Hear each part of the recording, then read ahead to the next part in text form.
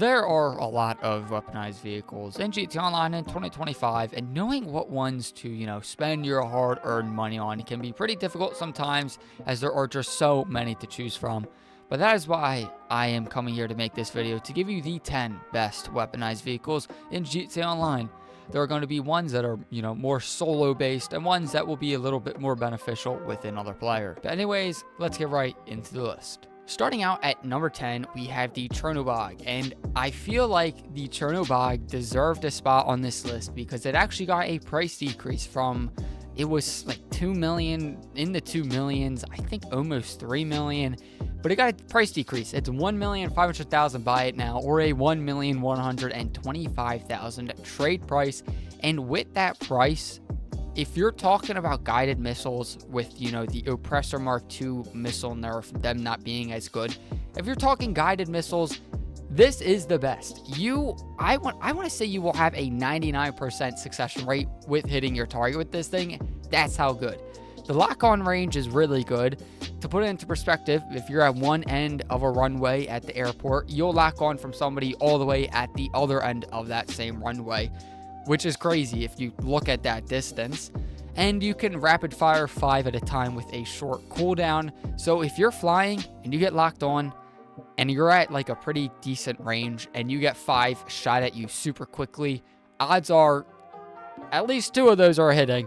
But the Chernobog is great. It's a very good anti-air vehicle. The only downside, I guess there's really 3 downsides. So you have to own a facility, which I don't think is that big of a downside, as I feel like most people own a facility and they're pretty cheap to own. Another downside is it is more of a 2-person vehicle. Yes, you can use it solo, but you'll have to get in it, go to where you want it, and then you'll have to, put it into its position to shoot the missiles, get out, and go to the back. So this is primarily a 2-person vehicle, I would say.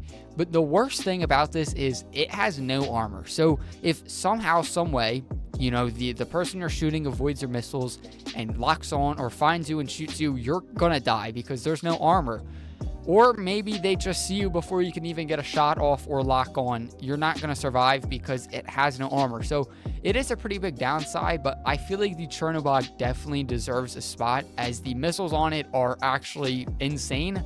And I feel like it needs a little bit of a buff in that armor category, which if it got that little buff in the armor category, it would be very good. And I think a lot more people would use it.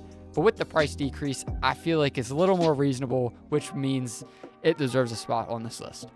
Coming in at number 9, we have the Insurgent Pickup Custom, which will run you a little under $2 million and is a personal favorite of mine.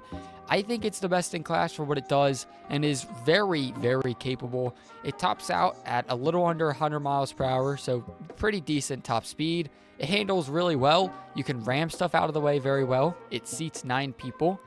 It comes equipped with a 50 cal on top, but you can upgrade that to a minigun. You can put proximity mines on the back, and along with the proximity mines, you can also add armor to it.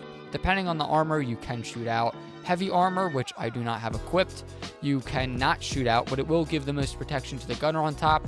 Medium armor, you will be able to shoot out, and it will give that little protection to the gunner on top, which I kind of prefer just because I like being able to shoot out too. But I think the best thing about this is it seats 9 people, so you can haul around, a big group of your friends, have a gunner on top.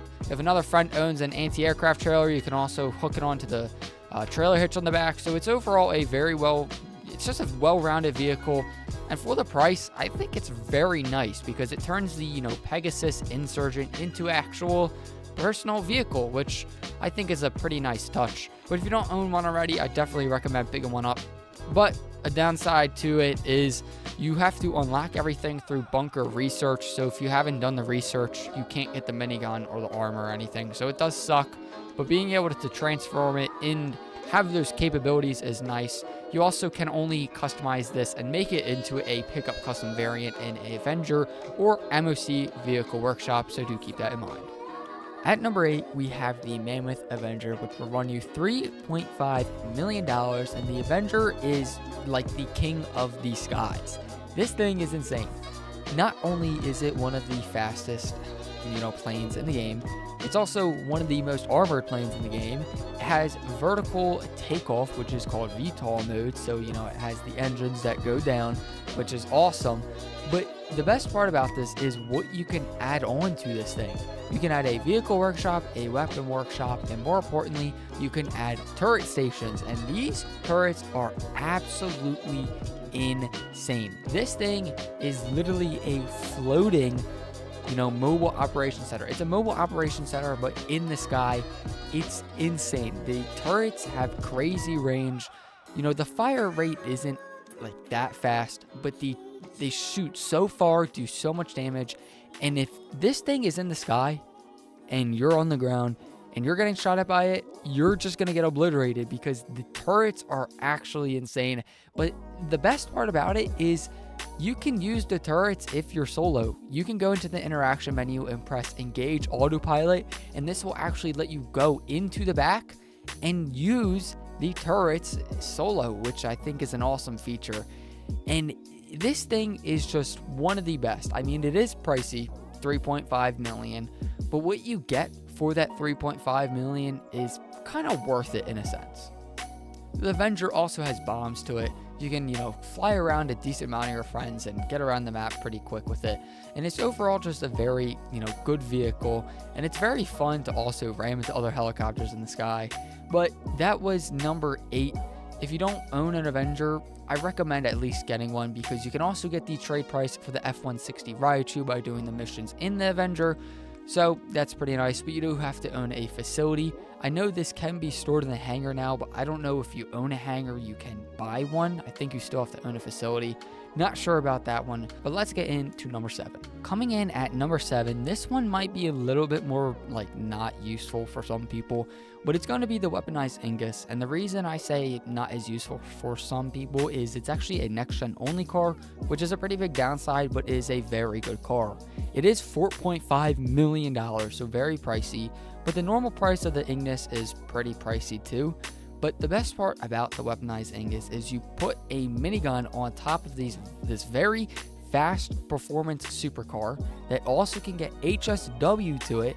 So you add HSW, this car is crazy quick, handles very good, like a HSW car is, and you get a minigun slapped on top that is very effective because you can aim very easily, it shoots super fast, and actually does a pretty decent amount of damage.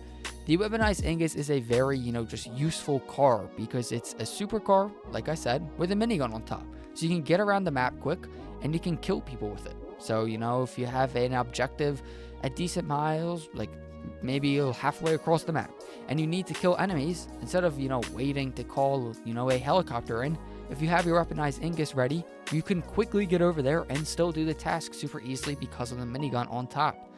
The Ingus, you also can't get shot out on the back with the weaponized version, so that's also another plus. You also get bulletproof glass with it, so not being able to get shot out from the back is one thing, but also having bulletproof glass on the side and front is a nice little touch. It's not super bullet resistant, but it's going to be bullet resistant enough to the point where, you won't get killed instantly pulling up to a spot to kill people. Along with the fact that you get a minigun on top, you also can use drive-by weapons, so you're not stuck to only the minigun. You can also use your sticky bombs or any other weapons that you would like to use.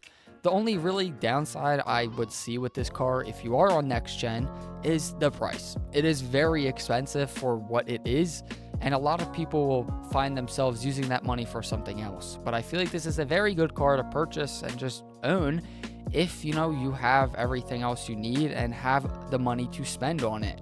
Another downside maybe would be if you're not next gen, you can't get this, but I'm talking about next gen only for this one. The only reason I put it at 7 is I see myself using this, more than I would expect myself using it, which is why I feel like it deserved a spot, higher on the list. 7 isn't that high. It also isn't, super low.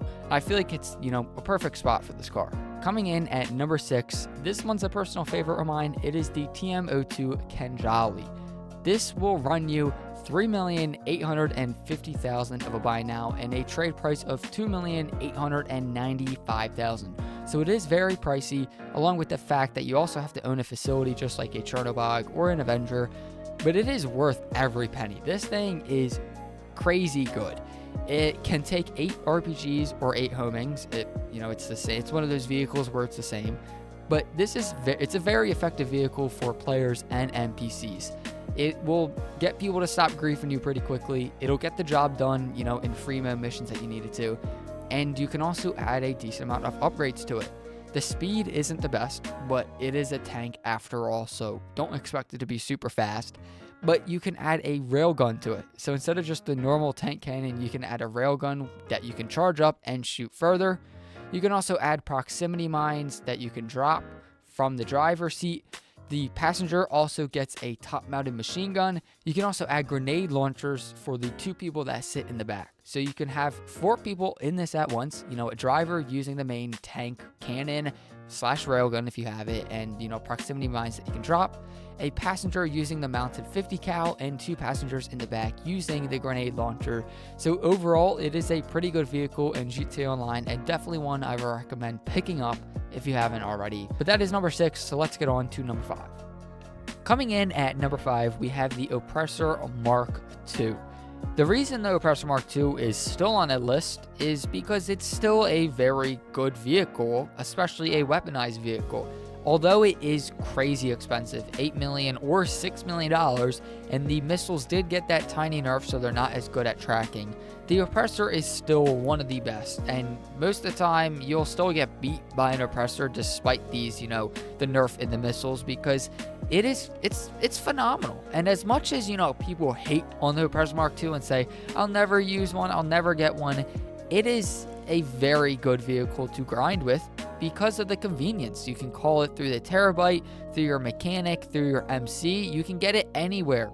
Literally anywhere you are, odds are you can get it, which is what's awesome about it, because it's a flying bike that you can literally take anywhere. You can call it anywhere. It still has the missiles that still do very good damage and are still really good.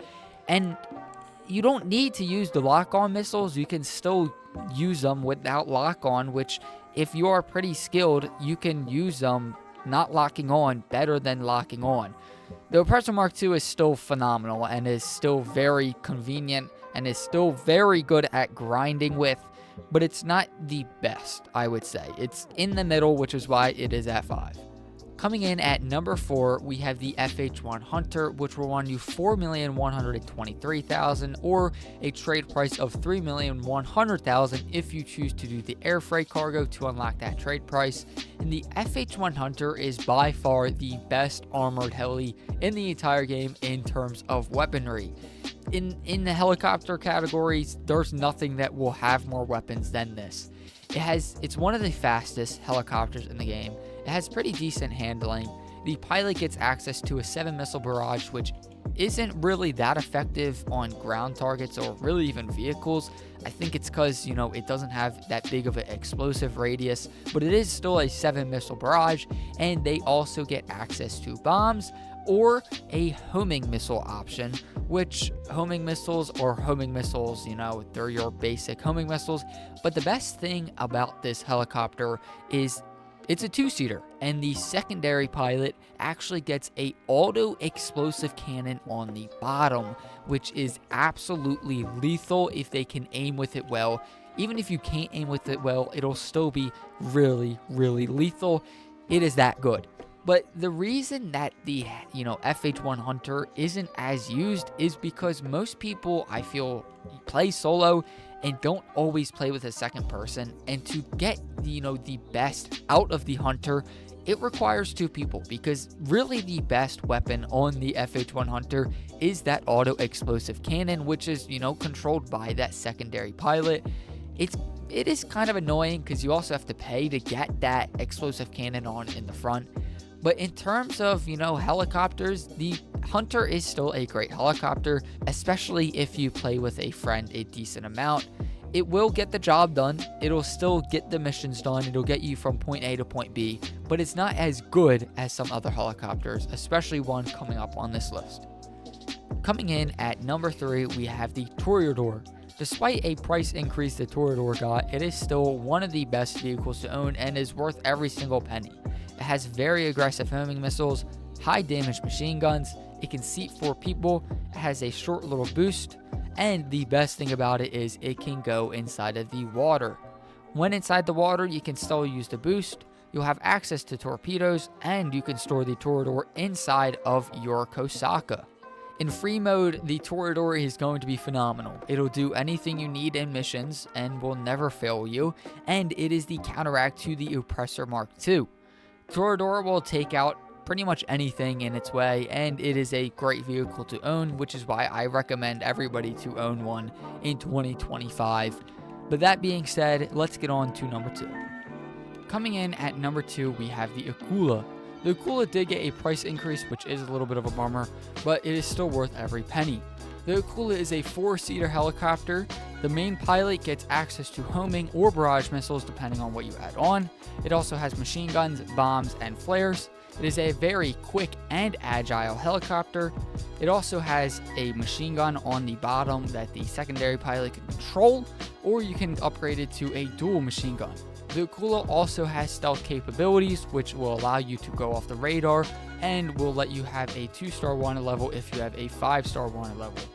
Overall, the Aula is a great helicopter. The reason I chose it over the Hunter, though, is I feel like it is a more solo-friendly helicopter. Like I said earlier, the Hunter really takes 2 people to maximize it, but the Aula doesn't really need 2 people. It will help you more when grinding because of the stealth mode, and it will also help you out just in general because of the speed. It's quicker, and it's way more agile. But let's get on to number 1. And coming in at number 1, we have the F160 Raichu. The F160 Raichu is the fastest jet plane in the game. It is super agile. It is great for dogfighting. It has explosive MGs, homing or non-homing missiles, and the best part, like the Aula, it has stealth capabilities, which acts the same as the Aula, meaning it takes you off the minimap completely, and you can't be seen at all unless they physically see you. And it takes your wanted level down to 2 stars, regardless of your, wanted level. The F160 Raichu is phenomenal. It is very pricey. With the trade price, it's a little less pricey, but it is a great jet, and with the VTOL capability, it acts pretty much as a helicopter. It is worth owning. It is worth every penny. And the reason I put this at 1 instead of the Aula is I feel like more people would benefit off the Raichu just because it is it's a jet. It's a fighter jet. It's not a helicopter. And I think more people care about, a fighter jet than a helicopter, mostly because more people play solo nowadays, I feel. But anyways, that will conclude this video. Let me know your top 10 list down in the comments, or just any opinions you have, maybe on my list, or maybe any opinions you have on vehicles on this list. Hit that like button if you enjoyed. Hit that dislike button if you didn't. No hard feelings. Subscribe if you're new here. It is greatly appreciated. And I will catch y'all in the next one. Peace out.